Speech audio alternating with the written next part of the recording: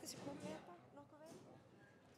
Mér vantaði þarna Silju og eitthvað, en hérna nú það svona Dagbjört Silja.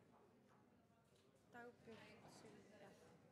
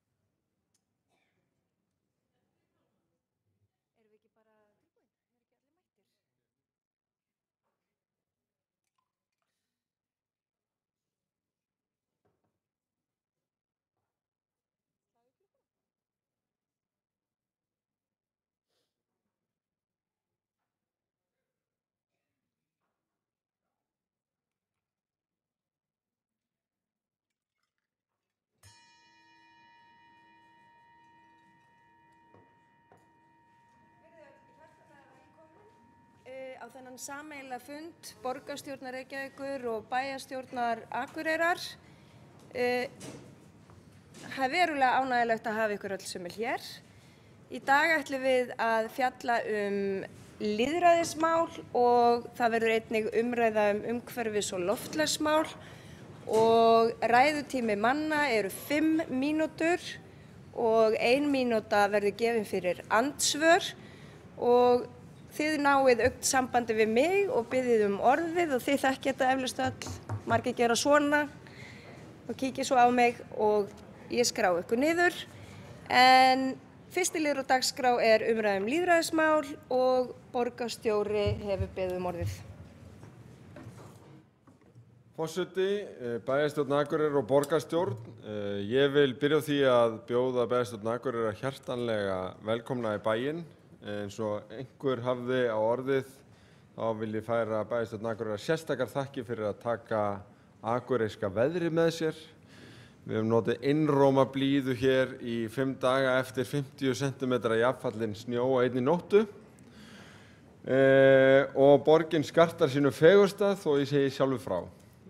Hér tjörnin öll að fyllast af ungum sem öldnum að leik og minnir á gömlu Reykjavíkurmyndirnar sem margir hafa kannski séð þegar að ísinn var sóttur í tjörnina og færður hér í íshúsin þar sem gert var að fiski. Það fylgir sjaldan sögunni að tjörnin var líka öskuhaugur á þessum tíma, þannig að maður áttar sig ekki alveg á hvernig að þessu var staðið, en fiskurinn var allavega allur ætlaður til útflutnings. Nema hvað, við ætlum að taka 2 mikilvæga málaflokka fyrir hér í dag, annars vegar lýðræðismál og hins vegar loftslagsmál.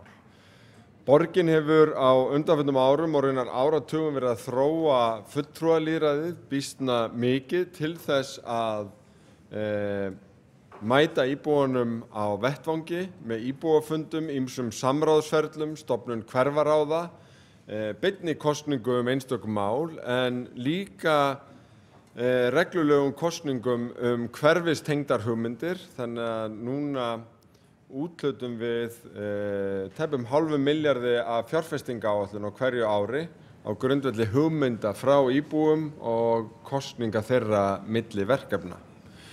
Halldór Auðar Svansson leiðir þróun þessara mála hér í borgarstjórninni ásamt stjórnkerfis- og lýðræðisráði sem auðvitað þverpólitískt og það hefur ríkt býsna góð sátt þessa hluti. Halldór fer nánar yfir stóru línurnar í þessu hér á eftir, en það má spyrja sig hvers vegna erum við að þróa fulltrúalýðræði og lýðræði yfirleitt, hvers vegna eru lýðræðismál mikilvæg? Jú, það meðal annars vegna þess að það lækkandi kosningaþátttaka og það minna traust. Við sáum mjög mikið fall í trausti til allra stofnana samfélagsins en ekki síst þeirra lýðræðislegu eftir hrun og sú staða að mörgu leyti ennþá uppi. Það eru aðeins hreyfingar í tölum en þær eru lágar og við sáum það nýverið að borgarstjórn nýtur trausts að meðaltali 19% landsmanna sem allt of lágt. Það sem var þó athyglisvert í þessum tölum og tengist þessum fundi hér beint að þegar þetta brotið niður og skipt milli höfuðborgarsvæðis og landsbyggðar að þá nýtur borgarstjórn traust 29% á höfuðborgarsvæðinu en kringum 10% á landsbyggðinni. Við erum ekki ennþá komið með hreinar tölur fyrir Reykjavík, hugsanlega það aðeins hærra en 29%, en það allavega ljóst að borgarstjórn nýtur ekki víðtæks trausts landið.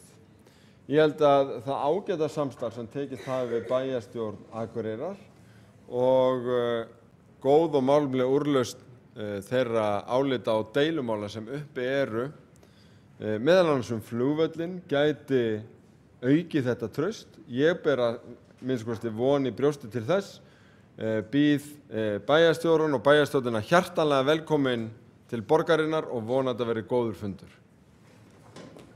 Borgarstjóri lokið máli sínu og næstu tekur til máls Eiríkur Björgvinsson, bæjarstjóri Akureyrar.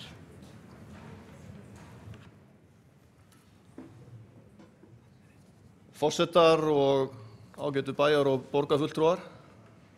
Ég ætla að byrja á því að þakka kærlega fyrir boðið hingað í borgina. Þetta 4. fundurinn sem að borgarstjórn Reykjavíkur og bæjarstjórn Akureyrar eiga svona sameiginleg málefni og ég hef verið svo heppinn að fá að sitja á alla og ég held ég geti fullyrt að árangur þessara funda hefur verið sýnilegur. Við þekkjum hvort annað mun betur og eigum þess vegna mun auðveldara með að tjá skoðanir okkar á almennum fundum og það sem við hittumst og það má segja að fundur sem þessi hann svona líka til þess að brjóta ísina því voru nú vitnað hér í það að tjörnin væri ísi lögð. En ég fæ þann heiður að vera með smá framsögu fyrir hönd okkar Akureyringa varðandi íbúalýðræðið og langar að byrja á því að koma inn á það að Akureyrarbær hefur langt ár af skeið verið að stíga skref í því að auka íbúalýðræði og hafa ýmsar leiðir verið farnar í gegnum tíðina. Þekktast eru sjálfsagt viðtalstímar bæjarfulltrúa sem hefur hafa tíðkast langa hríð, þar sem að bæjarbúum gefst tækifæri til þess að mæta og hringja í bæjarfulltrúa á auglýstum tímum og koma málum sínum með beinum hætti á framfæri við þá og síðan eru haldnar fundagerðir þessa ágætu fundi og málefni sem þar komu upp eru síðan send í stjórnkerfið með formlegum hætti. Nú þá auðvitað mikilvægt að koma því að líka, fyrst að ég stend hér að aðgengi að bæjarstjóra líka ágætt á Akureyri, þar sem að bæjarbúar geta einfaldlega pantað tíma og fengið eftir því sem að tímar eru lausir. Akureyrarbær ruddi slóð í ákveðnum málum sem snúa að hverfisnefndum. En hverfisnefndir voru fyrst stofnaðar á Akureyri í kringum árið 2000 í þeim tilgangi að gefa íbúum tækifæri til þess að hafa áhrif á ákvarðanir sem að snerta líf þeirra og afkomu. Hlutverk hverfisnefndana að vera vettvangur íbúanna til þess að hafa einmitt áhrif á sitt næsta umhverfi. Síðan hefur þetta auðvitað fengið að þróast. Gott dæmi þetta eru meðal annars eftir sameiningu sveitarfélaga í Eyjafirði þegar Akureyrarbær og Grímseyjarhreppur og Hríseyjarhreppur sameinuðust í eitt sveitarfélag, Akureyrar og Kaupstað. Þá voru sett á laggirnar hverfisráð sem að hafa ráðgefandi hlutverk málefni eyjanna gagnvart bæjarstjórn, fastanefndum og embættismönnum sveitarfélagsins, auk þess að sinna sömu hlutverkum og hverfisnefndirnar. Nú við þekkjum líka eins og Reykjavíkurborg hefur unnið með mörg ár og mörg önnur sveitarfélög að ungmennaráð hefur verið starfandi á Akureyri frá árinu 2010 og á síðasta ári þá stofnuðum við líka öldungaráð sem og notendaráð í málaflokki fatlaðra eða fatlaðs fólks, enda mikilvægt að allar raddir heyrist eða sem fjölbreyttastar raddir heyrist. Að minnsta kosti 2 sinnum hefur Akureyrarbær sett á laggirnar vinnuhópa til þess að skoða möguleikana á því að efla íbúalýðræði og fyrir réttum ári síðan þá skilaði vinnuhópur af sér skýrslu og tillögum til bæjarráðs þar sem áherslu er lögð á eftirtalda þætti sem ég langar aðeins að minnast á. Fyrsta lagi þá er umræðan persónukjör. Vinnuhópurinn leggur til að unnið verði að því að taka upp persónukjör til sveitarstjórna, það er að segja á Akureyri, vorið 2018. Varðandi upplýsingastefnu þá er vinnuhópurinn lagt til að lögð verði drög að upplýsingastefnu þannig að rafræn samskipti við íbúa verði formgerð með meira afgerandi hætti en nú hefur verið gert.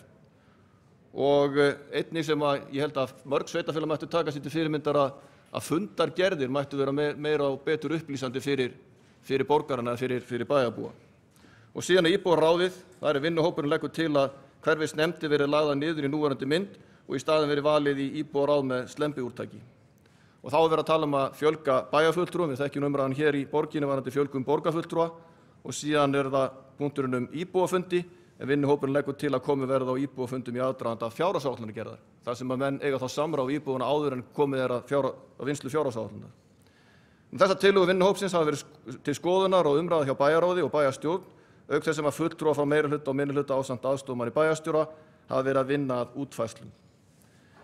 Nú eins og fram kemur hjá vinnuhópnum er mikilvægt að formgera rafræn samskipti við bæjarbúa betur og í það átt verður nú á vordögum stigin stór og langþráð skref með opnun á nýjum íbúavef hjá bænum. En hvað er það sem íbúalýðræði sem okkur finnst í senn heillandi og hvað er það við íbúalýðræði sem okkur finnst í senn heillandi og hrollvekjandi? Kjörnir fulltrúar eru jú eins og orðin hljóma kjörnir sem fulltrúar almennings til þess að starfa fyrir sveitarfélögin, en er það nóg? Þurfa hinnir íbúarnir að hafa raddir eða á að duga að treysta á þau sem kjörin eru til þess að taka ákvarðanir þjónusturekstur sveitarfélagsins? Og hvernig á þá að hleypa hinum að, ef við setja það inn í gæsalappir? Íbúar kjósa sér bæjarstjórn á 4 ára fresti, en eru ef til vill einhver mál sem komu upp þar á milli sem æskilegt er að þeir geti haft áhrif á með samráði eða atkvæðagreiðslu. Og ég ætla að ljúka máli mínu, ég hef þó nokkuð eftir hérna, ég fæ bara að koma upp aftur, ég veit að ég fæ að fylgja þess aðeins eftir. Það þarf að vanda til verka við að framkvæma íbúalýðræði og ef að vel á að takast, þá þarf báða aðila, bæði sveitarstjórnarmenn og íbúa. Og til þess að vinnan skili sér. Vinna þarf að heilindum, eins og fram hefur komið, skapa traust og koma að fjölbreyttum sjónarmiðum að og jafnréttis og leikreglunar séu skýrar. Þá hefur Eiríkur Björgvinsson, bæjarstjóri Akureyrar, lokið máli sínu og næstu tekur til máls Halldór Auðar Svansson, borgarfulltrúi.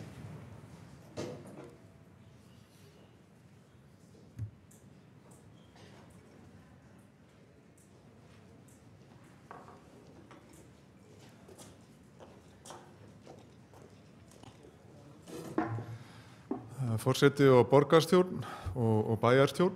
Ég ætla að bjóða Akureyringa sérstaklega velkomna á fundinn og þakka fyrir erindi bæjarstjórans. Það sem hann fór aðeins yfir hvað þau eru að gera, eða þið fyrir norðan. Þá er rétt aðeins að útlýsta hvaða vinnu við höfum lagt í á þessu kjörtímabili undir forystu stjórnkerfis- og lýðræðisráðs, það sem ég veiti formennsku. Það var áhugavert að heyra að Eiríkur kom inn á upplýsingastefnu og upplýsingamál og í samhengi við lýðræðismál, af því að upplýsingagjöf og umsýsla upplýsinga og miðlun er að sjálfsögðu lykillinn að þátttöku. Einhverjir hér kannast kannski við módel sem að Samband íslenskra sveitarfélaga notast við, sem er svokallaður þátttökustigi. Þar sem að neðsta þrepið er upplýsingagjöf og svo er farið ofar upp samráðsstigann, og alveg efst í þeim stiga er algjört afsal á valdi til íbúa. En til þess að geta fetað þá leið þarf mjög grunnurinn í upplýsingagjöfina að vera góður og skýr og aðgengi þarf að vera tryggt og þar þarf að vera jafnræði. Og í því skyni þá settum við hér í Reykjavík upplýsingastefnu 2015, þar sem að kveðið er skyldur Reykjavíkurborgar til þess að hafa frumkvæði að því að miðla upplýsingum og hafa þar aðgengilegar. Þar er meðal annars komið inn á fundagerðir og kerfi og rekjanleika ákvarðana. Eftir þessu höfum við verið að vinna jafnt og þétt. Höfum loksins opnað langfræða rafræna gagnagátt fjármál borgarinnar þar sem sem gefur ítarlegt yfirlit yfir þau. Við höfum líka stofnað rafræna þjónustumiðstöð svokallaða sem stjórnsýslueining sem ætlað að hafa heildstæða yfirsýn yfir alla rafrænu þjónustu borgarinnar og mun þróa hann áfram í að það verði bara ein einföld gátt fyrir íbúa til að nota. En svo að öðru leyti þá höfum við verið að vinna undirbúningi fyrir að setja lýðræðisstefnu líka fyrir borgina sem við ætlum að klára á þessu ári. Og þar eru uppi ýmsar hugmyndir að formgera ferla betur hvað varðar samráð, nákvæmlega hver réttur íbúa og að það sé aðeins meira samræmdara, að bæði starfsfólk hér og við kjörnir fulltrúar vitum að hverju við getum gengið og hvaða tól við getum notað og það sé líka náttúrulega skýrt fyrir íbúum hvað þetta þýðir og hvað þeir geti gengið að. Og þar eru hugmyndir, við erum náttúrulega með Betri Reykjavík vefsíðuna og höfum haft hana í nokkur ár. Hefur gengið ágætlega þá sérstaklega eins og borgarstjóri kom aðeins inn á þessa þáttur sem snýra árlegum kosningum framkvæmdir í hverfunum sem að Kópavogur í fyrra og Mosfellsbær núna eru að leika eftir og það hefur verið sérstaklega vel heppnað og við vorum með metþátttöku í fyrra eftir að hún hafi aðeins farið dalandi. Ég held að það hafi munað mjög mikið nýja útgáfu af vefsíðunni sem flottari og mun nothæfari en svo gamla. En síðan sá þáttur þar sem var lagt með upphaflega með Betri Reykjavík sem tillöguréttur, opinn tillöguréttur íbúanna, það gekk mjög vel. Eða svona það fólk hafði töluverðan áhuga til að byrja með en það hefur svolítið dottið niður fyrir.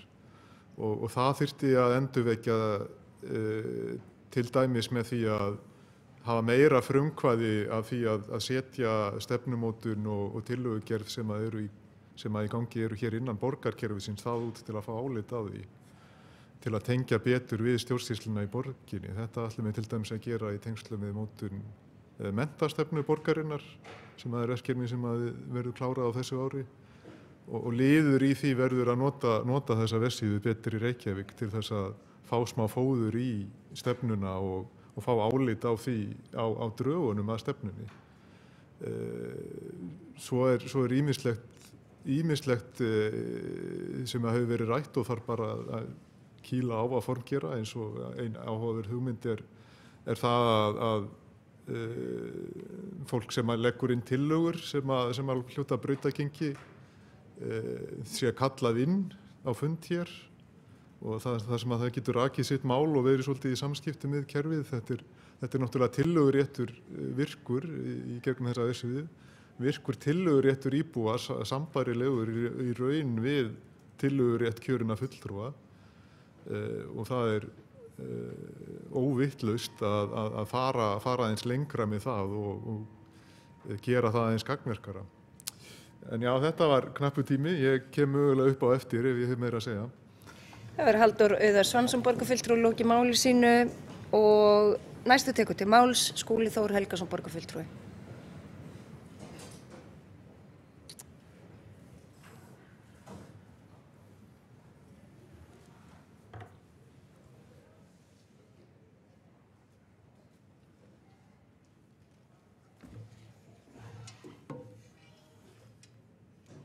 Forsetar, ágætu félagar í borgarstjórn og bæjarstjórn Akureyrar.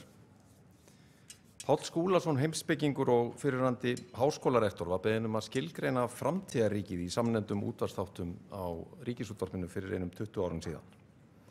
Páll svaraði þannig til að hann sæi fyrir sér ríki þar sem þegnarnir væru allir þáttakendur í meginákvörðunum það hvers konar lífi þeir vildu lifa, þar sem hver einstaklingur skynjaði hið sameiginlega ríki sem hluta af sjálfum sér og þar sem enginn réði beinlínis yfir öðrum. Í raun má segja að Páll hafi kannski þarna verið að lýsa einhvers konar fyrirmyndaríki þar sem að lýðræðið hefur náð ákveðinni fullkomnun. Það sem hefur breyst frá því að Páll mælti þessi orði að upplýsingatæknin hefur gefið almenningi sterkari rödd í hinni pólitísku umræðu en nokkru sinni fyrr og samfélagsmiðlarnir sem lúta engri formlegri ritstjórn eru að mörgu leyti áhrifamiðstu fjölmiðlar samtímans. Þrátt fyrir að sjaldan eða aldrei hafi verið auðveldara að fá skýra mynd af þjóðarviljanum en á okkar tímum þá athyglisvert að það heyrir þrátt fyrir allt enn til undantekninga að almenningur hafi beina aðkomu að meiri háttar pólitískum ákvörðunum. Hins vegar færist í vöxt að samráð sé haft við hagsmunaaðila, þar með talið félagasamtök og íbúa við stefnumótun og veigamikla ákvarðanatöku. Og eins og fram kom í máli Halldórs Auðars Svanssonar, borgarfulltrúa hér áðan, þá höfum við hjá borginni markað spennandi farvegi á undanförnum árum eins og Betri Reykjavík sem hefur meðal annars verið nýttur til að kalla eftir áliti íbúa forgangsröðun framkvæmda í einstökum hverfum borgarinnar. Það eru talsverðir fjármunir settir í það verkefni á þessu ári 450 milljónir og einmitt í dag er verið að kynna hugmyndasöfnun meðal íbúa framkvæmdir sem að koma þá til kosningar í haust. Þetta tæki má auðvitað nota með ennþá markvissari hætti til þess að efla lýðræðislega aðkomu íbúanna að stefnumótun og við munum eins og kom fram í máli félaga míns Halldórs Auðars Svanssonar hér áðan, einmitt nýta það við mótun nýrrar menntastefnu Reykjavíkur til 2030 en sú vinna er nýlega hafin. Þar ætlum við að spyrja borgarbúa álits á því hvert eigi að vera leiðarljós og megin áherslur í nýrri menntastefnu á vormánuðum og aftur í haust þegar við förum að móta aðgerðaáætlun til 3 ára á grundvelli þeirra framtíðarsýnar sem að mótu verður á fyrrihluta ársins. Skólinn er í mínum huga lykillinn að öflugra lýðræði samfélagi. Þar getum við og eigum að venja börn og ungmenni við það að raddir þeirra skipti máli, á þær sé hlustað og mark á þeim tekið. Það er rauður þráður í þeirri miklu áherslu sem við höfum lagt undanfarin ár hér í borginni á nemendamiðað skólastarf og í þeirri vinnu meðal annars í samstarfi við Reykjavíkurráð ungmenna hafa komið fram tillögur sérstök ungmennaþing sem að haldin séu árlega í borginni helstu hugðarefni ungmenna í borginni og tilraunaverkefni umboðsmann ungmenna sem fer í ganga þessu ári með sérstakri fjárveitingu. 20. öldin var stundum kölluð öld öfgana og þó lýðræðisbylgja hafi gengið Vesturlönd og víðar við lok kalda stríðsins þá verður að viðurkennast að öfgahyggju vex núna fiskur hrygg frá aldamótum. Öfgamennir í vaxandi mæli að komast til valda bæði vestanhafs og austan og þjóðernisleg einangrunarhyggja nýtur vaxandi hilli með tilheyrandi andróðri gegn alþjóðasamstarfi og minnihlutahópum. Hættan við þetta er að lýðræðið lætur undan sig, að lýðræðið er í hættu ef að við erum andvaralaus kjörnir fulltrúar gagnvart öflum sem að gegnsýra stjórnmálin af öfgafullum málflutningi, hræðslu áróðri og fordómum gagnvart fólki sem tilheyrir tilteknum þjóðfélagshópum. Það eitt dregur úr áhuga unga fólksins á aðkomu og þátttöku í stjórnmálum ef að vettvangurinn litast of af slíkum málflutningi. Okkar verkefni er þá kannski að sá fræjum lýðræðis og valdeflingar á fyrstu árum skólagöngunar, kveikja áhuga meðal yngstu kynslóðana á lýðræðislegri þátttöku og umræðu og tryggja að í allri umgjörð stefnumótunar og ákvarðanatöku mikilvæg mál sem varða íbúana sé lýðræðislega aðkoma umbjóðanda okkar tryggð. Auðvitað flækir það okkar vinnu sem kjörinna fulltrúa. Lýðræðið er talsvert vesen. En leiðin til að endurvekja traust á stjórnmálunum og trú á mætti lýðræðisins er að treysta almenningi til að eiga meiri hlutdeild og aðkoma að ákvörðunum sem hafa áhrif á líf þess, afkomu og aðbúnað. Traust elur af sér meira traust. Það eina sem að þarf af okkar hálfu er hugrekki og úthald. Borgarfulltrúi lúk máli sínu og næstur á mælendaskrá er Preben Jón Pétursson, bæjarfulltrúi á Akureyri.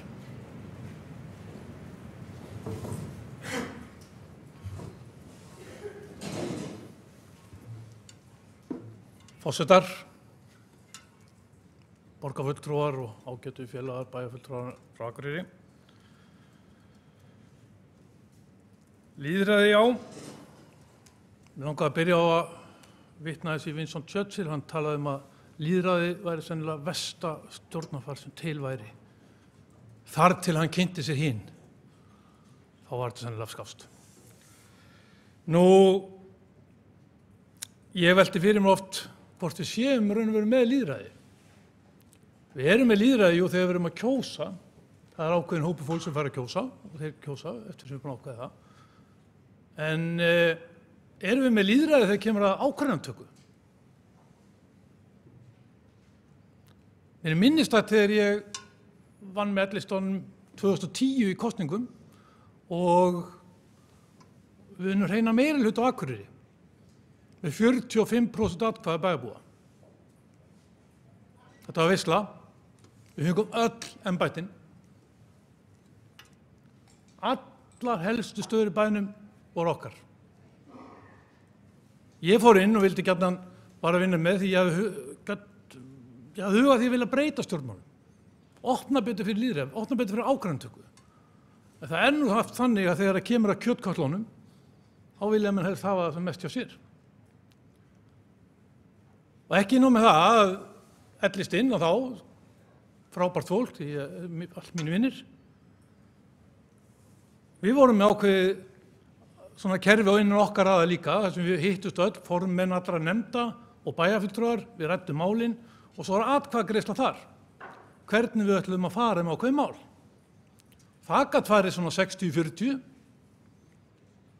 og svo þegar við erum konin í bæjarstjórn, þá var ekki allur minnihlutur á móti, 40% af meirihlutunum, en það var þessi 60% af meirihlutunum sem raunverulega réði ákvörðuninni. Þetta er nú ekkert sérstakt lýðræði. Þegar við tala ekki 75%, 80% bæjarbúa hefði hugsanlega verið á móti. Nú, þetta er hægt að laga á mjög einfaldan hátt. Ég velti oft fyrir mig af hverju við ekki löngu búin að gera þetta. Það margir bæjarfulltrúar komið upp og margir stjórnmálamenn komið upp og talað í þessa veru. Ímyndum okkur bara núna síðustu bæjarstjórnarkosningum á Akureyri. Sjálfstæðisflokkurinn var þar stærstur. Af hverju fékk hann ekki að velja fyrst? Hann var stærstur. Hann velur fyrst. Hann velur, ég vil fá bæjarstjórann. Ellist var næststærstur, ég vil fá formann bæjarráðs. Og svona koll á kolli. Hvað hefði gerst? Hefði þetta verið óstarfhæf bæjarstjórn? Nei. Það þurft að mynda meirihluta fyrir öllum ákvörðunum. Hvort sem er. Það er gert. En það var ekkert hrossakaup, hugsanlega þarna. Ef þið líkar ekki ákvörðun, þá eru allir frjálsir. Því það er ekki meirihluti fyrir engin svona sáttmáli fyrir því. Við þurfum að vinna okkur í gegnum þetta alls saman. Ef menn eru ósáttir í nefndum, hvernig ákvörðuntakan er tekin þar, þá er ákvæði hjá okkur til dæmis að 1/3 nefndar, hann getur ávísað ákvörðuntökunni yfir til bæjarstjórnar. Og þar þarf að myndast meirihluti bara í bæjarstjórn, fyrir málunum. Þetta er pottþétt skemmtilegri pólitík. Það er kannski ekki allir alltaf vinir alltaf. En það verður minni átök. Ég skora á þá flokka, bæði í borgarstjórn og bæjarstjórn á Akureyri, sem ætla að gefa kost á sig til þegar áframhaldandi starfa í næstu kosningu eftir 1 ár, að skrifa einhvers konar samkomulag sín á milli, að þeir eru tilbúin að reyna þetta. Fyrir kosningar. Núna einu og hálfu ári fyrir kosningar. Við munum reyna svona fyrirkomulag. Hvað er að versta sem gerist? Þetta gekk ekki upp og það myndi ykkur aðrir meirihluta. Við prófum það, við sýndum hugrekki, við reynum að vinna saman. Við viljum breyta þessu. Á Akureyri eru 11 bæjarfulltrúar. Vonandi borgarfulltrúar ekkert þaðan. Okkur veitir ekki af öllum bæjarfulltrúum þar að vinna allan tíman. Við erum oft á tíð með allt og marga bæjarfulltrúa sem eru svona hálfpartur frílans. Við þurfum á mannskapnum að halda. Við þurfum á góðu fólki alls staðar að halda. Það skiptir ekki máli hvaðan gott fólk kemur. Takk fyrir. Stefán Jón Pétursson bæjarfulltrúi lokið máli sínu og næstu tekur til máls Sigurður Björn Blöndal borgarfulltrúi.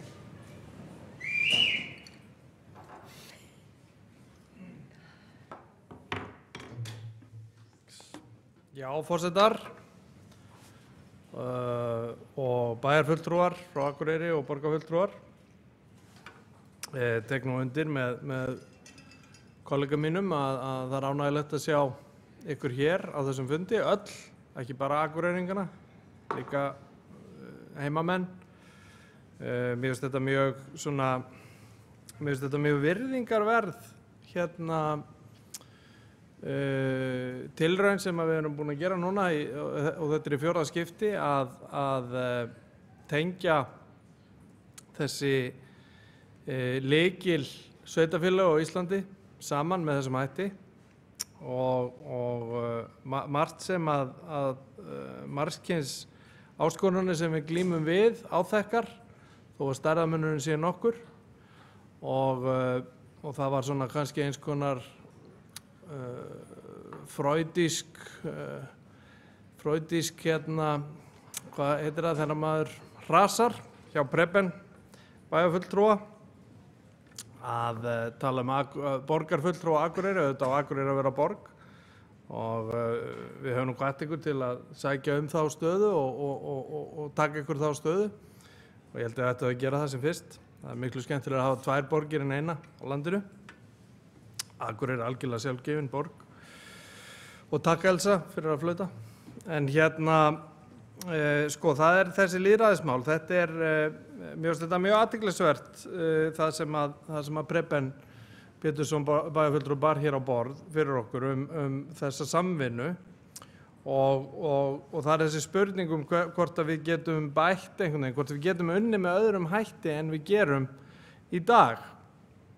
Hér í Reykjavík til dæmis, það ekkert launungamál, það mjög skýr meiri hluti og minni hluti og þó að það sé vissulega þannig að töluverður hluti mála sé þess eðlis að hann fer í gegn í sátt með öllum greiddum atkvæðum, þá eru svona átakafletir sem að það svona ákveðin polarisering sem að svona þarf einlega svolítið að búa til. Það þarf stundum bara að búa til ágreining.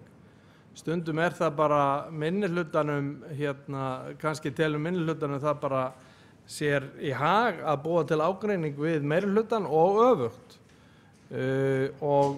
Og mér finnst að það sé vel þess virði að við hugsum mjög vandlega það hvernig megi breyta þessu. Auðvitað spilar þetta bara líka inn í það, við erum með þetta flokkakerfi sem menn sem veru standa eða setja sig fram til að standa fyrir ákveðin gildi og það ákveðin uppgjöf ef þú ætlar einhvern veginn að fara að kópíera það, þú ert að mynda þér sérstöðu, annars áttu bara að ganga í þann flokk. Ég þekki þetta ágætlega komandi úr nýjum stjórnmálaflokki að það er alltaf verið að segja hver munurinn á þér og hinum. Akkur ert þú ekki bara í Samfylkingunni, akkur ert ekki bara í Sjálfstæðisflokknum, það svo sem ýmislegt verið borið upp á okkur í bjartri framtíð. Og það já, ég minna að þetta alveg valid spurning, þar eru bara einhver svona gildi og sjónarmið og stemming sem ég kannski var bara ekkert að fíla.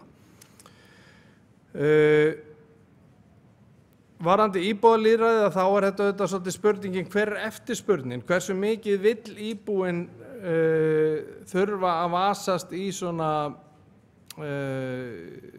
já, í málum sveitarfélagana, hvað vilja þeir fjalla hvað vilja þeir kjósa með beinum hætti,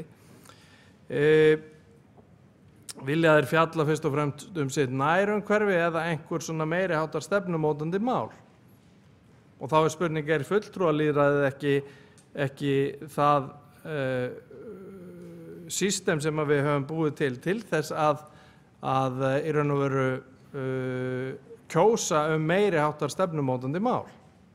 Það svolítið þannig, en kannski virkar ekki alveg, margir telja sig afskipta, íbúar sumir telja sig afskipta og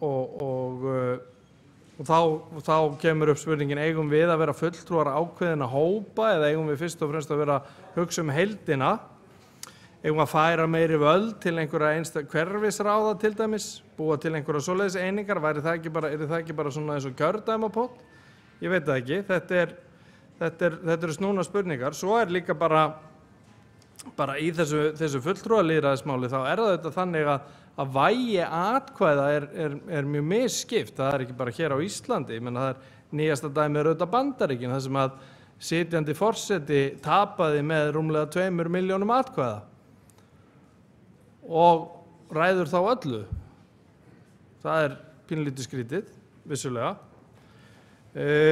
En af því að borgarstjóri og Skúli Helgason borgarfulltrúi nefndu hér traust báðir, þá það auðvitað lykillinn að þessu öllu. Það að það ríki traust í fyrsta lagi milli kjörinna fulltrúa og íbúana, á milli kjörinna fulltrúa sjálfra og ekkert síst á milli kjörinna fulltrúa milli sveitafélaga.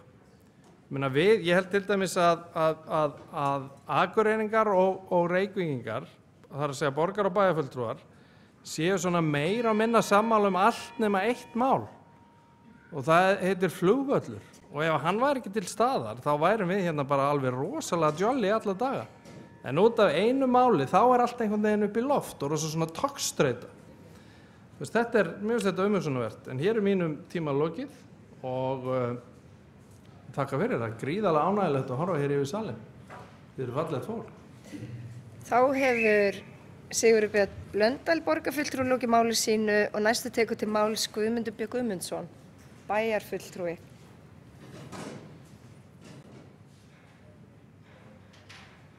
Líka með mjög gott útsýni, sko. Forsetar, ágætu bæjar- og borgarfulltrúar.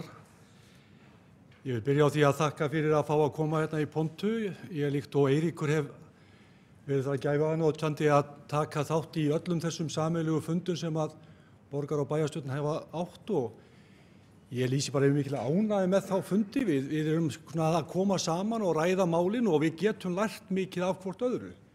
Og ég held að það sem hefur komið hér fram í ræðum manna í dag sýnir það að það ýmislegt sem að ég hef áhuga á og svo líka annað sem við höfum líka lagt fram hérna í ræðu Eiríks Björns áðan, það sem við erum að gera. Þannig að ég held að þetta sé vettvangur þar sem við getum skipst á skoðunum og kannski lært af hvort öðru. Og áreiðanlega. Þegar maður tala lýðræði þá við letum gera ákveðna skýrslu fyrir okkur í bæjarstjórn Akureyrar, það sem að við svona tókum, vildum fá að vita hvernig við getum elt íbúa lýðræði og við höfum verið núna fulltrúi meiri og minnihlutans ásamt aðstoðarmanni bæjarstjóra við að vinna að því hvernig við getum nýtt okkur þessa skýrslu og svona hvaða hugmyndi við höfum. Eitt af því sem við höfum verið að ræða persónukjör og Björn Blöndal kom hérna inn á það áðan að það væri kannski, auðvitað væri menn að skiptast í lið eftir hvaða hópum þeir væru með, flokkarnir væru mismunandi og hefðu mismunandi áherslur, en hins vegar það nú þannig, líkt með mér og Birni að sumir halda ég einstaka sinnum Vinstri grænn og svo ég Samfylkingarmaður og jafnvel Sjálfstæðismaður, en ég í eðli mínu Framsóknarmaður og Framsóknarmaður getur sannlega verið bara allt saman á þessu.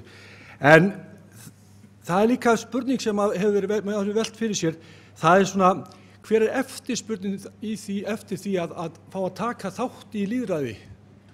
Og ég hef svona maður stundum tekið debatt við fólk á Akureyri og sagt að við ætlum að færa lýðræði meira til fólksins og fólk þurfa að taka ákvarðunar og þá fær maður kannski viðbröðin, við erum að kjósa ykkur til þess að taka þessar ákvarðanir.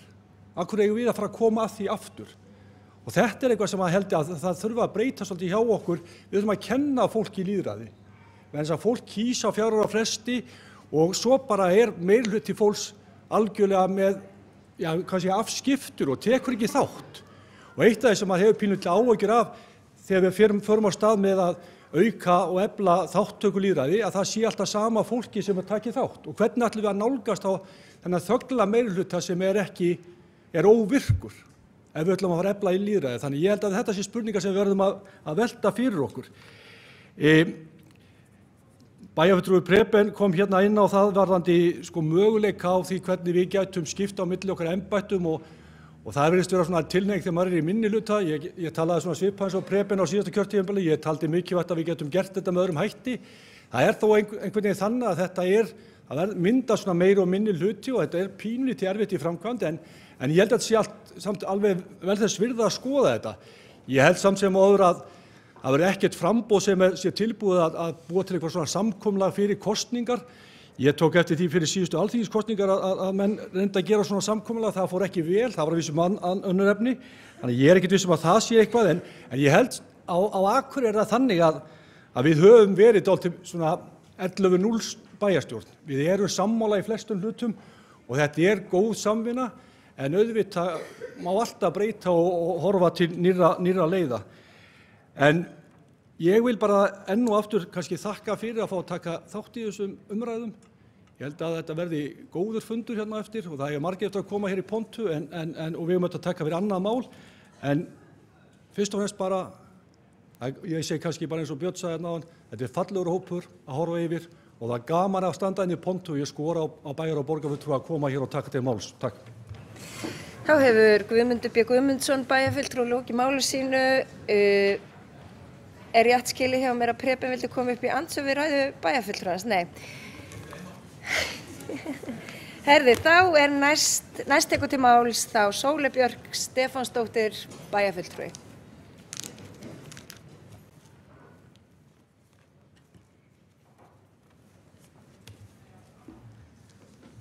Forsetar, ágætu bæjarfulltrúar og borgarfulltrúar. Þetta búið að vera mjög góðar umræður og eiginlega ekki eins leiðilegar og ég óttaðist.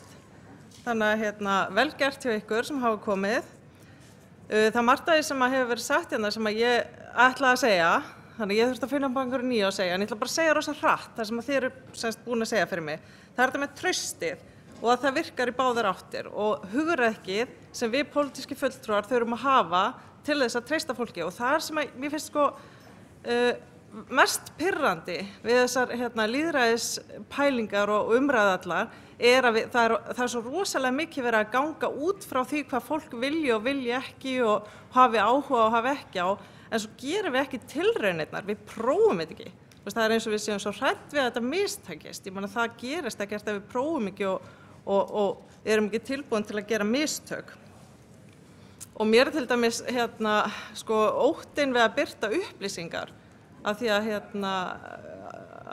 Auðar Halldór talaði nú það að það er allavega í mínu umhverfi að þar finnst mér vera ótrúlega mikill ótti við að birta upplýsingar, til dæmis drög eða minnisblöð sem ég sé enga ástæðu fyrir þessum ótta. Við þurfum að treysta fólki til þess að geta tekið bara málefnilega afstöðu og kannski þetta vesen og ég held að það sé alveg rétt eins og einhver kom inn líka.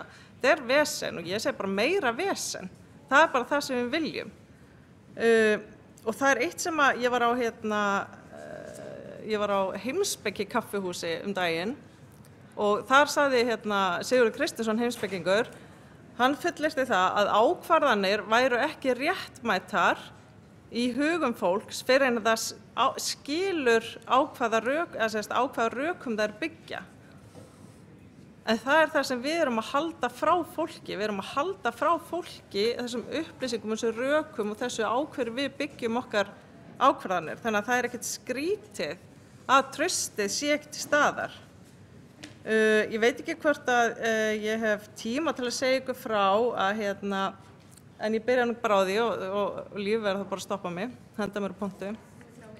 Já, ok, í Valsárskóla sem er rétt fyrir utan Akureyri í Svalbarðsstrandarhreppi, þar hafa verið tekin upp lýðræðisleg stjórnun og þar taka nemendur allar ákvarðanir. Og ég þekki skólastjórann ágætlega og hún hefur sagt mér frá því hvað það var erfitt fyrir hana þegar verkefni sem hún var búin að eyða mjög miklum tíma og jafnvel fjármagnaðis í að undibúa og fór á stað en nemendurnir höfnuðu því og hún þurfti að sætta sig við niðurstöðuna.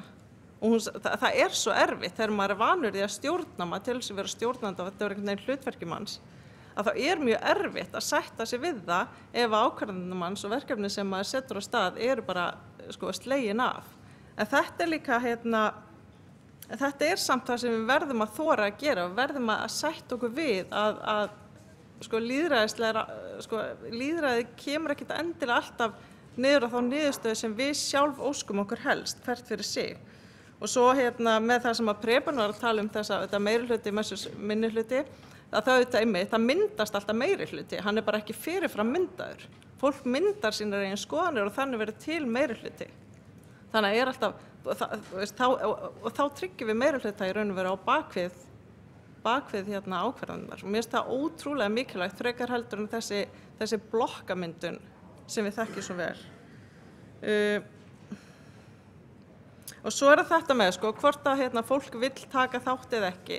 Það bara þannig að okkur misjafnlega gefið. Til dæmis myndu einhverjir segja að það engin tilviljun að hér hafa komið bara örfá konur í pontu. Þú veist, og það ekkert af því við séum verri eða viljum ekki.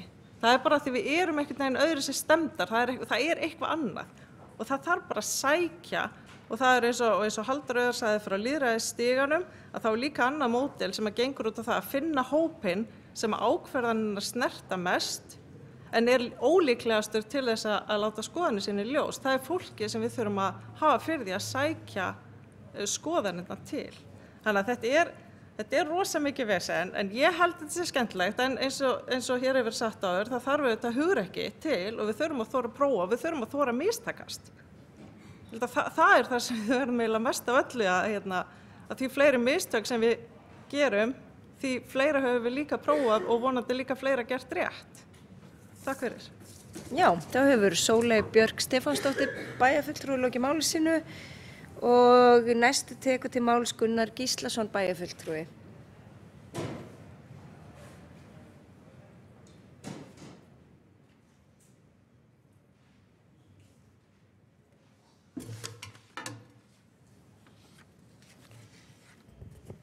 Já, ágætu forsetar, borgarstjórar og borgarfulltrúar allir saman, bæði á Akureyri og Reykjavík. Ekki bara skella okkur í þetta strax. Mér líður eins og kjána hérna, búin að hækka mig upp, ég held að væri nógu stór fyrir. En mér langaði aðeins til að koma hérna inn í þessu umræðu og tengjast aðeins traustinu og líka þessari umræðu lýðræði og lýðræðishegðun. Í sjálfu sér lýðræðishegðun lærð hegðun. Við komum hins vegar öllu skólakerfi og það nú þannig ennþá skólakerfið okkar að það ekki hægt að segja það að skólar almennt, leikskóla, grunnskólar eða framhaldsskólar og jafnvel ekki háskólar nema litlu leyti séu lýðræðislega stofnanir. Og það getur maður velti fyrir sér hvernig á það bara að gera sig svona að við séum öll tilbúin til að taka þátt að fullu í lýðræði. Ég held ég var búin að fyrirgefa því. Að ég hættur að taka tímann, bara að láta mig vita. Ég sagði tala svo mikið að ég ákvaði að vera með klukku á mér núna, Sóley.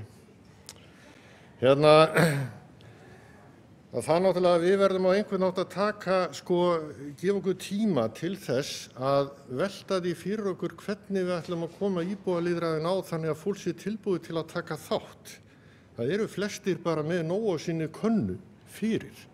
Margir hafa engan áhuga á því að taka þátt í íbúalýðræði. Þá getum við veltið fyrir okkur af hverju það þannig. Það vegna þess að þeir upplifa að það sé ekki hlustað á. Við erum til dæmis með formgerð á Akureyri sem að borgarstjóri okkar lýsti ágætlega áðan. Við erum með þessa viðtalstíma bæjarfulltrúa þar sem íbúar geta nálgast bæjarfulltrúana, þeir geta nálgast borgarstjórann sinn og komið sínum málum á framfæri. En hvað gerist svo í kjölfarið? Erum við raunverulega að hlusta? Erum við að taka ákvarðanir í ljósi þeirra upplýsinga sem fyrir okkur lagðar? Og þá komum við kannski að þessu hugrekki sem að borgarfulltrúi Skúli kom inn á hér áðan og fleiri hafa nefnt. Það þarf nefnilega ákveðið hugrekki til að hugsanlega skipta skoðun sjálfur. Það sagt við okkur að við séum kjörin inn á þing. Við erum kjörin í borgarstjórn eða sveitastjórn og við erum að fylgja okkar sannfæringu. En hvað ef að sannfæring okkar stangast alfarið á við álit allra íbúanna í sveitarfélagi? Hvað ætlum við þá að gera? Erum við þá tilbúin til að hlusta á íbúana? Erum við tilbúin til að takast á við það að endurhugsa og endurskoða okkar sannfæringu og taka ákvörðun í raun og veru gegn því sem við áður höfðum ákveðið? Það kannski eitthvað sem við ættum aðeins að velta fyrir okkur. Og ég nefndi það hérna áðan að sko íbúalýðræði og lýðræðishegðun, hún lærð hegðun. Og það eitthvað sem við þurfum þá að velta fyrir okkur, hvernig ætlum við að koma því í framkvæmd að kenna hana, þjálfa hana. Og þá komum við aftur á traustinu og nú ætli ég sé ekki 7. aðilinn sem kemur hérna upp og tala traust. Er það ekki bara að tala nógu það? Nei, málið nefnilega það að endurtekningar á endurtekningar ofan og endurtekningar ofan eina leiðin til að við náum inn og í gegn og getum unnið með það sem við erum að ræða. Trausti skiptir náttúrulega alveg grundvallaratriði.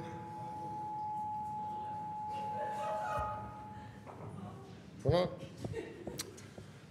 traustið skiptir mjög miklu máli og það kannski akkurat það sem að borgarstjóri Reykjavíkur kom inn á í sínu máli hérna í upphafi. Að meðaltali 19% traust til borgarstjórnar, 29 inn í borginni og 10 út á landi. Og hvað veldur? Getur það ekki verið ein ástæðan eins og borgarstjóri Reykjavíkur nefndi hér áðan og var nefnd hér áðan líka af Birni Blöndal, borgarfulltrúa, að það málefni Reykjavíkurflugvallar. Höfum við sest niður, þessi hópur hér, og átt samráð, rætt málin, reynt að sætta sjónarmið, finna leiðir til þess að nálgast á allavega vilja íbúana eða meirihluta þeirra? Nei, við höfum staðið í deilum. Og eðlilega miðað við það hvernig nálgunin að þessu máli hefur verið. Og þegar að við ákveðum það bara að hlutinni skuli vera svona eða hinsegin, þvert gegn vilja kannski meirihluta íbúa út á landi eða íbúa borgarinnar, þá erum við bara komin á þann stað að fólk segir, það bara ekkert hlustað á okkur, til hvers ættum við að treysta þessu liði. Getur þetta verið einn liður í því að traustið raun ekki meira? Og við ættum kannski að velta þessu bara fyrir okkur. Og bara rétt í lokin, traustið verður líka til í gegnum samráð. Og samráð verður ekki til þannig að annar hópurinn tala fyrst og tala svo við hinn hópinn og svo eiga allir að vera sammála. Það byrjar þannig að það tala allir saman frá grunni. Og það held ég að við ættum kannski að tileinka okkur og leggja upp með þessum hópi. Takk. Já, þá hefur Gunnar Gíslason bæjarfulltrúi lokið máli sínu og Guðfinna Jóhanna Guðmundsdóttir borgarfulltrúi tekur næst til máls.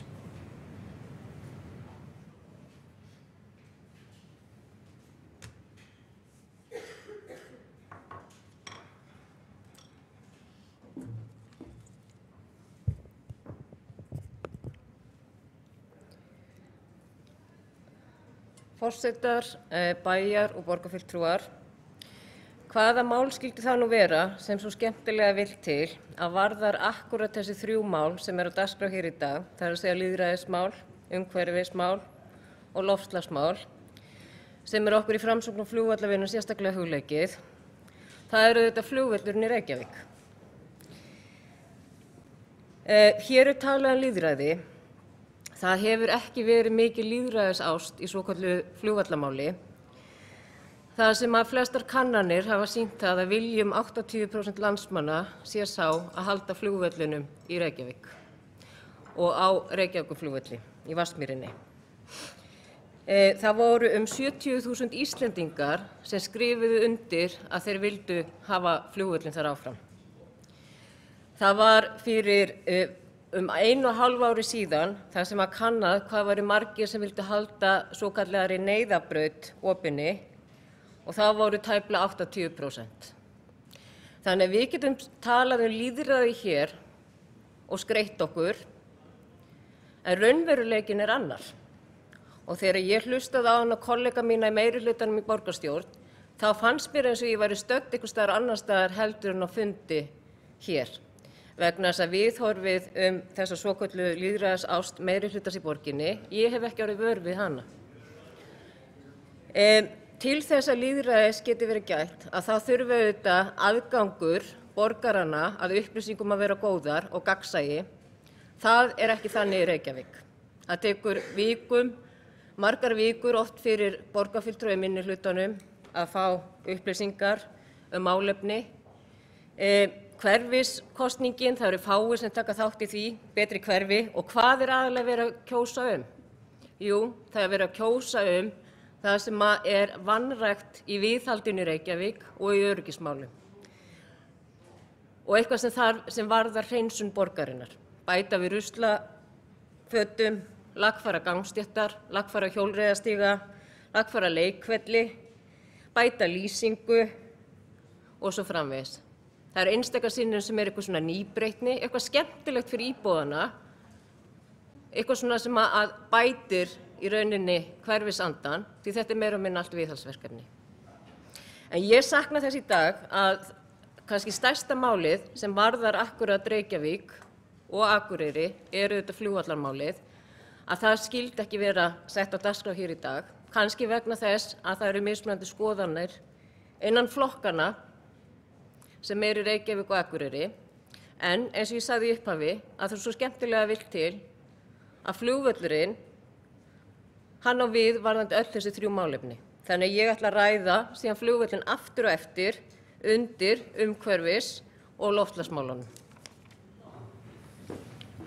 Já, Guðfinna Jóhanna Guðmundsdóttir lokið máli sínu og næstur tekur til máls Kjartan Magnússon, borgarfulltrúi.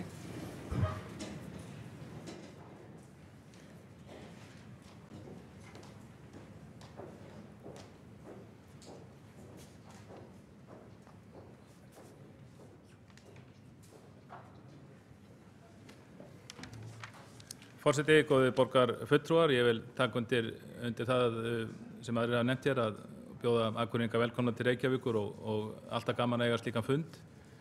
Ég hef að minnsta kosti alltaf lært af þeim og það er ýmislegt sem maður kannski sér í öðru ljósi þegar að þessi 2 hópar hittast og ræða málin. En lýðræðismálin eru auðvitað mjög stórt mál og hægt að skoða frá ýmsum hliðum. Að sjálfsögðu hljótum við að líta til þess að við viljum styrkja lýðræði í sessi og með því bæta stjórnunina og með því auðvelda að vilji íbúa nái fram að ganga. Hér hefur verið talað um íbúalýðræði, tilraun sem hefur verið gerð í Reykjavík sem hefur tekist vel að sumu leyti og síður að öðru.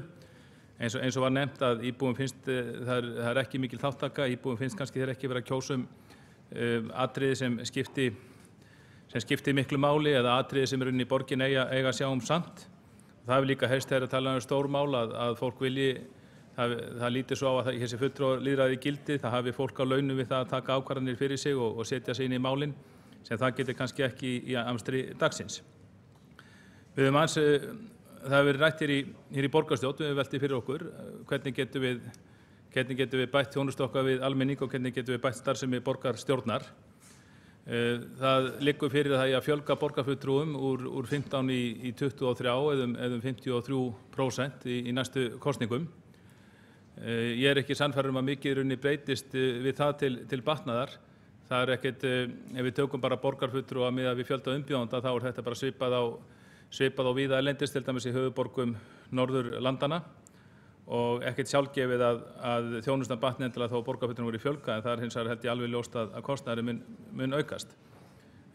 Atriði sem ég hef miklu frekar vilja líta til, það er hvort að við eigum að kjósa hafa Reykjavík áfram í borginni í 15 manna kjördæmi eða hvort það geti verið spennandi að skipta Reykjavík upp í einmenningskjördæmi svo tíðkast sums staðar erlendis. Ég held að ég hitti fyrir nokkrum árum borgarfulltrúa frá Winnipeg, Íslendingaborginni, þar sem borgarstjórnin skipt upp í slík kjördæmi. Oft það þannig að þegar maður heyrir gagnrýni á stjórn borgarstjórnar þá er hún oft í þeim anda að ákveðnum hlutum borgarinnar sé ekki sinnt, eigi ekki sinn fulltrúa og það sé ekki hugsað hlutina. Þetta held ég að væri hægt að takast á við ef við myndum skipta borgin upp í kjörhverfi, borgarfulltrúar væru kosnir eftir einmenningskjördæmum, þá væru bara auðvitað væru allir borgarfulltrúar ætti að hugsa hag borgarinnar allrar eins og alþingismenn eiga að gera, en enga síður kæmu borgarfulltrúar eins og alþingismenn úr sérstöku kjördæmi og ákveðin erindi færu þá beint til þeirra sem kvartað yfir að lendi milli skips og bryggju núna. Ég veit ekki hvort þessi umræða hefur verið tekin á Akureyri og verið fróðlegt að heyra það. En síðan þurfum við líka átt okkur á því að það sem fólki kýs okkur til að framkvæma lýðræðið. Það fer eftir hvernig maður lítur á það. Sumir telja að besta lýðræði sé það að hið opinbera taki allt í sinn hlut og síðan verði þessi útdeilt eftir einhverjum lýðræðislegum aðferðum. En það ekki endilega þannig. Við þurfum að velta því fyrir okkur hvort að mesta lýðræði get ekki falist í því að við einfaldlega sitjum á okkur með að þenja út kerfið, hið opinbera kerfi sem verið svo sannarlega hluti af. Einu sinni var kannski, og það er langt síðan, þá kannski var 10% landsframleiðslunnar hjá hinu opinbera og þá held ég reyndar að stjórnmálin hafi notið miklu meira trausts, en menn að tala traustsyfirlýsingar. Ég ekki frá því að trausti hafi minnkað eftir því sem við sölsum meira af sjálfsaflafé almennings undir okkur og ráðstöfum það eftir hinum ýmsu aðferðum. Ég held að séum 36% landsframleiðslunnar sem eru núna beina skatttekjur hins opinbera og ef við tökum öll umsvif hins opinbera þá held ég séum komið í 46%, nálgumst 50%. Og ef þessi þróun heldur áfram þá verður þetta bara, þið viti, eftir einhver áratugi 60 og 70% ef þróunin heldur áfram sem við auðvitað stjórnum. Er það æskilegt? Ég held að þetta verðum við að taka með í reikningin lýðræðislegu umræðuna. Ég held að svo sé ekki. Ég held að þegar við tölum lýðræðisumbætur þá getum við líka talað það hvort það sé ekki rétt að minnka opinberu umsvif, minnka það sem við tökum til okkar úr launumslögum okkar þegna og aukum lýðræði þar með. Og kýs að gera lokaorðum mínum setningu sem mann að Sigurður Sigurðsson, fyrrverandi bæjarfulltrúi á Akureyri, sagði gjarnan ef maður satt með honum ráðstefnur. Hann sagði áttum okkur af því að í hvert sinn sem við tökum okkur ný verkefni og viljum fjármagna eitthvað nýtt og flott, þá þarf að hækka skattana og í hvert sinn sem við hækkum skattana þá bindum við hendur fólks og það þarf að vinna meira til þess að halda sambærum lífskjörum í staðinn fyrir að hafa meira frítíma til að eyða með fjölskyldunni heima fyrir. Borgarfulltrúi loki máli sínu og næstu tekur til máls Matthías Rögnvaldsson, forseti bæjarstjórnar og bæjarfulltrúi. Forseti, ágætu bæjar- og borgarfulltrúar, bara takk kærlega fyrir þetta boð og það er virkilega ánægjulegt að vera komin hérna til ykkar.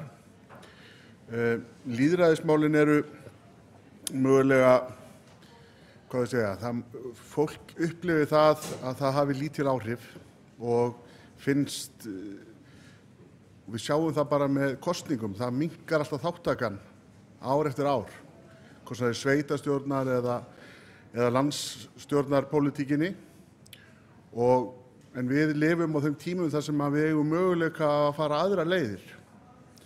Við eigum möguleika að fara þær leiðir að nálgast fólk gegnum það að virkja hið rafræna þátt sem eru rafrænar kosningar.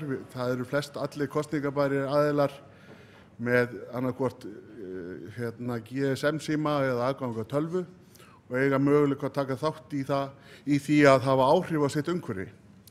Og ef við skoðum sveitarstjórnarmál þá getur mögulega verið hluti af fjármagni sem fer í það að leyfa fólki að kjósa ef það næst lágmarks þátttaka þá fara peningar í þau verkefni sem eru í þessu umhverfi. Við sem kjörnir fulltrúar berum alltaf ábyrgð á grunnþjónustunni og berum náttúrulega alltaf ábyrgð á þessu stríði við ríkið peningana. En við getum virkjað íbúana til þess að hafa áhrif á umhverfi sitt með því að raun og veru hækka fjármagnið inn í ákveðna þætti með því að virkja ákveðna hluta af fólkinu. Mögulega er þetta ekki góð leið, en það sem er kosturinn núna er að við getum gert þetta á einfaldan hátt og þetta þarf ekki að kosta mikið fé. Við getum prófað okkur áfram á næstu mánuðum og næstu árum með leiðir til þess að virkja fólk, með leiðir til þess að sjá fjármagni fara í það sem að fólkið í hverfunum, í bæjarhlutunum eða sveitarfélögunum vill að peningarnir fara í. Og þetta er eitthvað sem var mjög flókið bara fyrir örfáum árum.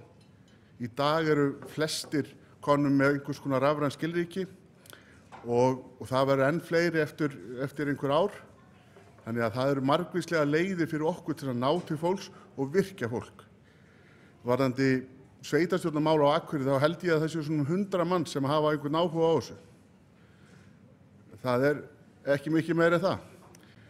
Það var einhver sem sagði þetta í salnum svona mikið. Já, ég er örugglega ýkja, kannski er þetta bara svona 25. En það er raun og veru þannig, það er mjög fáir sem hafa áhuga á þessu. En við höfum mörg skoðanir, en við þurfum að ná til fólks. og ég held að með þessum rafrænu, því flesti öll erum við að tengjast rafrænt einhvern veginn í dag og það verður bara fleira og hærra hlutfall sem verður rafrænt eftir einhver ár eða áratugi. Þannig að við eigum möguleika að fara nýja leiðir og ég er mjög ánægður með þennan vettvang og við höfum halda áfram að vinna að okkar borgarmálum áfram. Takk fyrir. Þá hefur Matthías Rögnvaldsson bæjarfulltrúi lokið máli sínu og næst tekur til máls Sabine Leskopf, borgarfulltrúi.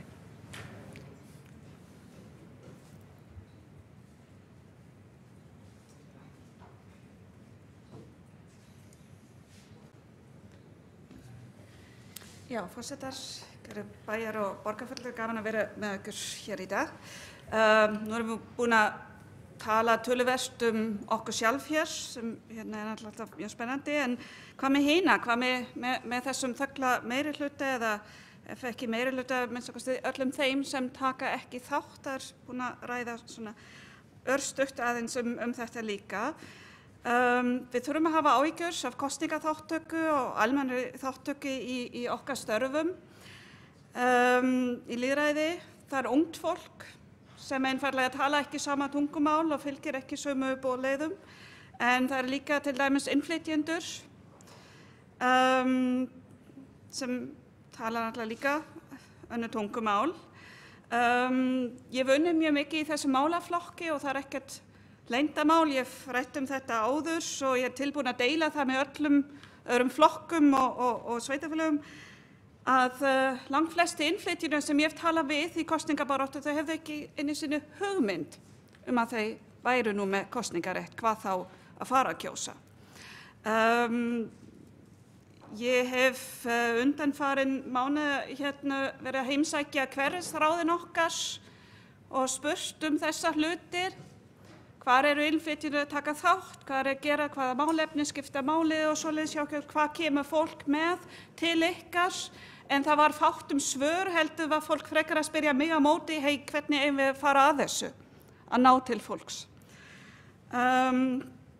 Ég var á mjög spennandi fundi núna á mánudaginn þar sem Sigurbjörg Sigurgeirsdóttir, dósent í opinberri stjórnsýslu og stefnumótun, kynnti tillögur að umbótum til að auka samþættingu og skilvirkni stjórnsýslunnar í þessu málaflokki og lagði það til einhvers konar one-stop shop sem samstarf milli fleiri ráðuneyta en að mínu mati með allt og litlu þátttöku sveitarfélaga og grasrótina. Þannig að þetta er eitthvað sem við þurfum að huga að og þurfum að halda lofti að koma sveitarfélaga í þessu, að því að flest mál þar eru í raun og veru sveitarstjórnarmál. Flóttamannamál er náttúrulega mikið umræðu núna en við megum ekki gleyma hina 30.000 íbúa sem eru af erlendum uppruna. Ég vann í Alþjóðahúsi á sínum tíma þegar það var komin samstarf við Alþjóðastofuna á Akureyri sem nú enn að gera mjög góð hluti öfugt við Alþjóðahúsi. Og ég hef hlustað á Markus Mekl, prófessor við Háskóla Akureyri, sagnfræðingur sem hefur kynnt mjög skemmtilega rannsókn og það sem kemur fram af þeim 800 innflytjum sem búa á Akureyri eru 82% ánægðir eða mjög ánægðir að búa þar og 36% taka íslenskan ríkisborgararétt. Á þessum stað sem einn viðmælandi þarna kallar, með leyfi forseta, hinn fullkomni staður út við endimörk alheimsins. Ég veit nú ekki hvort þið eru sammála þessa skilgreiningu en það kom fram í þessari rannsókn. En eins og ég sagði þá er full ástæðu og þess vegna fagna ég þessum fundi að meira samstarfi í slíkum málaflokkum. Við erum búin að tala aðeins til dæmis aðgang að upplýsingum. Þetta er eitthvað sem væri svo ótrúlega einfalt að vinna meira saman í. Af því að ég veit svo marga skuffur þar sem fullt af flottum þýðingum eru að safna ryk. Ef við gætum bara að deila þessum efnum og þá erum við náttúrulega að díla við sömu hluti hér. Þannig að ég vona að þetta er líka svið sem við getum starfið saman. Þá hefur Sabine Leskopf, borgarfulltrúi, lokið máli sínu og næstur tekur til máls Halldór Auðar Svansson borgarfulltrúi.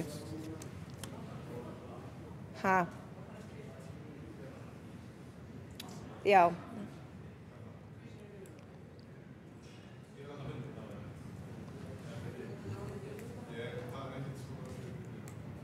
Ætlar að vera þessi sem er fordæmisgefandi eða ætlar að falla frá orðinu? Þá hafa ekki fleiri hvatt sér hljóðs undir þessum lið. Já. Dagný? Silja? Þá hefur Silja Dögg Baldvinsdóttir beðið að koma upp í pontu bæjarfulltrúi. Gjörðu svo vel.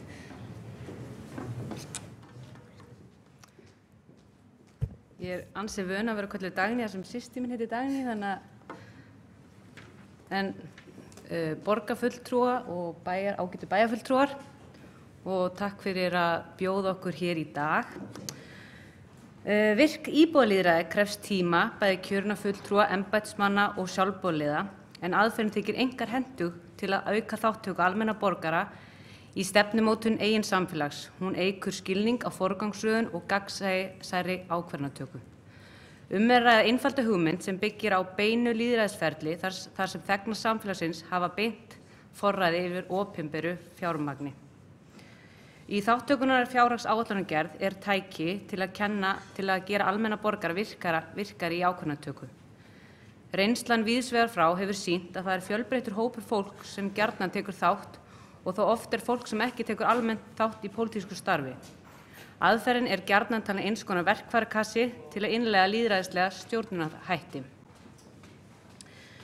Þátttökunar fjárhagsáætlanagerð er talin auka félagslegt réttlæti, hefur reynst afar vel á mörgum þeim stöðum þar sem hún hefur notuð til að auka jöfnuð á meðal íbúa og félagslegt réttlæti. Dæmi þetta er einhver leyti eins og gerst til dæmis í Kópavogi þar sem sett var upp kosningu fyrir íbúa í bænum, til dæmis hvar þeir myndu vilja sjá forgangsraða í fjárhagsáætlun, til dæmis hvað verkefni af þeim sem þarf að gera myndu vilja sjá gera fyrst eða eitthvað svoleiðis. Það gæti verið spurning eins og hvort þú vilt sjá meiri pening fara í íþróttahreyfinguna eða í skólamál. Rafræn stjórnsýsla, það er jú mjög nauðsynlegt í nútíma samfélagi og gríðarlega mikilvægt að upplýsa bæjarbúa betur varðandi hvert fjármagn bæjarfélagsins fer. En ég verð að koma undir þetta mál, koma inn í þessu umræðu kynja fjárhagsáætlanagerð. En kynja fjárhagsáætlanagerð er mikilvæg partur að íbúalýðræði sem er gríðarlega mikilvægt. Eins og þið þekkið þá er með því að innleiða kynja fjárhagsáætlanagerð eða kynja samþættingu þá erum við að sjá til þess að fjármuni allar íbúa, bæði kvenkyn og karla, renni jafnt á milli kynjanna. Reykjavíkurborg hefur verið að vinna þessu í nokkur ár, en vandamál liggur oft í að dreifa fræjunum, það er hvar eigum við að byrja innleiðinguna. Hjá Akureybæ höfum við núna í jafnréttisáætlun 2015-2019 þá lögð áhersla á kynjasamþættingu og kynja fjárhagsáætlanagerð og við fögnum þessu mjög og við erum byrjuð á þessari vinnu og munum að sjálfsögðu halda henni áfram og vonandi ná að klára þessu innleiðingu. Mér langar aðeins að tala ungmennaráð út af að við erum núna hér á Akureyri að endurskoða samþykktir fyrir ungmennaráð og það er eitt af því sem við höfum að skoða, til dæmis hvernig getur ungmennaráð tekið meiri þátt í ákvarðanatöku, eiga þeir að sitja fundi með okkur og fá greitt fyrir fundarsetu. Mér langar svolítið að heyra frá ykkur í borgarstjórn hvernig þið hafið þetta ykkur varðandi ungmennaráð og jafnvel öldungaráð og þegar kemur ákvarðanatöku. Fær ungmennaráð að taka þátt að einhver leyti, sitja þær fundi hjá ykkur. Í vinnuplagginu íbúalýðræði sem vinnuhópurinn skilaði talaði að fjölga bæjarfulltrúum úr 11 í 15. Mér finnst eins og ég hef komið inn áður mikilvægar í raun að breyta starfsumhverfinu og jafnvel prósentu hlutfallinu. Eins og þetta er á Akureyri, ég veit það er öðruvísi hér í borginni, þá eru bæjarfulltrúar starf hlutastarf og að mínu mati getur afleiðingin af því verið einhleypur hópur í bæjarstjórn. Það hafa ekki allir tök á að skreppa úr vinnu eða klára vinnu klukkan 16 og vera svo til 19 eða til klukkan 7 að funda og jafnvel 3 til 5 sinnum í viku. Og Þetta alveg flókið að vera í bæjarstjórn með annarri vinnu og fullt af börnum eins og hjá sumum. Ég held til dæmis með því að gera starfið fullt starf eða hækka starfshlutfallið og þá fengjum við meiri fjölbreytni og fleiri konur, yngra fólk og barnafólk í frambúð. Það ekki, eins og ég sagði náðan, ekkert alltaf eðlilegt að klára vinnudag kl. 16 og sitja svo fundi til 19. Persónukjör, ég mjög hlynnt því og ég held að það sé bara framtíðin, það bara spurning hvenær við tökum þetta skref. En varðandi það sem bæjarfulltrúi Preben kom inn á, þá segi ég bara komdu með plaggið og ég skal skrifa undir. Og við ættum kannski að taka það, nú bráðum 1 ár eftir af þessu kjörtímabili og við ættum kannski bara að taka síðasta árið og öll að pröfa það að láta meirihlutann tala fyrir hverju máli fyrir sig. Og eins og var sagt í lagi sem vinur okkur allar Páll Óskar söng, ef við viljum svo breytingu þá þurfum við að byrja á sjálfum okkur. Takk fyrir. Þá hefur Silja Dögg Baldursdóttir bæjarfulltrúi lokið máli sínu og næst tekur til máls Ólína Freysteinsdóttir bæjarfulltrúi.